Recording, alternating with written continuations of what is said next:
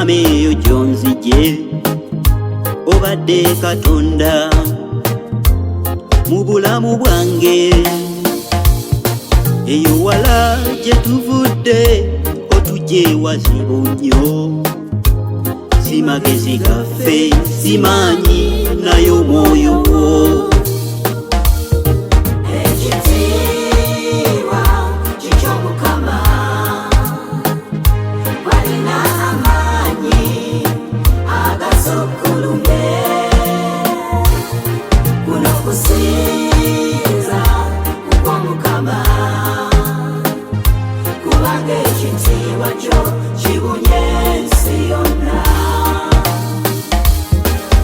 Ebitonde by'enseno bisinza omutonzi waabyo, emigga n'ennyanja wamu n'ensozi. Ebitonde bisinza bitenda gwali waggulu ennyo, kubanga ekitiibwa kyo kibunye ensi yonna. Ekitiibwa kiky'Omukama, Taata kitwale kyonna.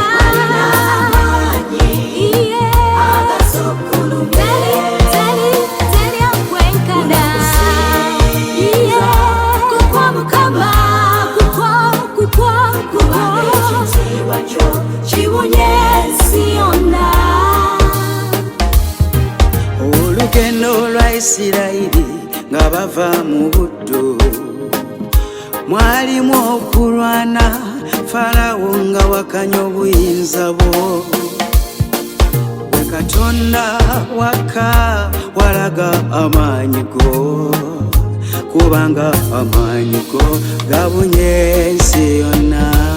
Twala ekitiibwa Mukama,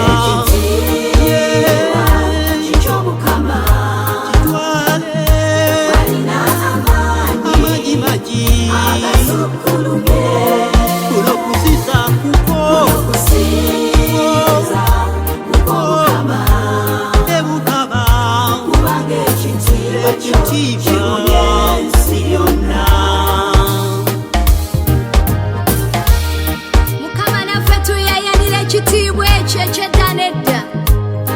Ekitiibwa ekyo kyafulumya abaana ba Isirayiri okuva mu buddu. Ekyo ekitiibwa kye kyabawuliramu ennyanja ne bayitawo, ennyanja emyufu n'eyawuka mu maaso gaabwe. Naffe tuyeyanira ekitiibwa ekyo Mukama, n'olwaleero kye kituleese Katonda waffe. Mu maanyi ge Falaawo yawakanya obuyinza bwo, teyasobola, yamaliriza nga awanguddwa. Gwe Katonda waka walaga ekitiibwa kyo, leka ekyo ekitiibwa kikene buffe leero.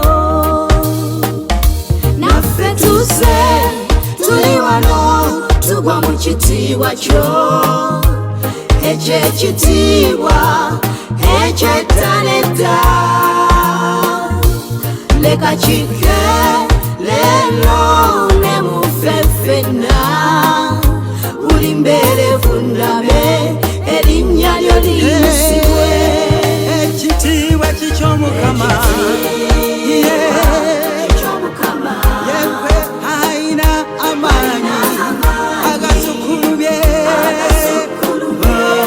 kuno kusinza kukwo kwonna.